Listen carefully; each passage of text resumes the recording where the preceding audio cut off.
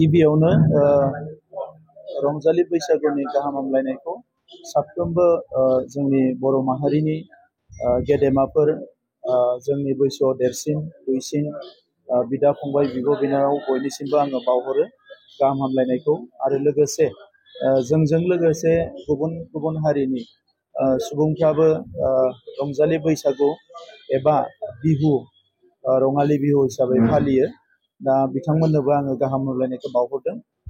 आङो मिजिंथिदों बोथोरा जेरैबायदि गोदान महर लानानै मुलुगनि सुबुं माहारिजों लोगोसे गासैबो जिब जुनार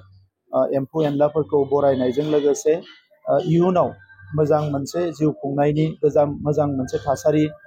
लाबोनानै होफैयो जोंनि सुबुं माहारिनि गेजेरावबो गोदान गोदान साननायजों अनलायनाय मान होलायनाय बयखौबो बजबलायनायजों आवगायलांनायनि थाखाय बयबो थिरांथा लागोन आरो गोदान बोसोरा साफ्रोमनोबो आरो बयनिबो न'खरावबो मोजां मोनसे थासारि लाबोथों बेखौनो आङो अबंलावरिनि खाथियाव आर'ज गाबदों।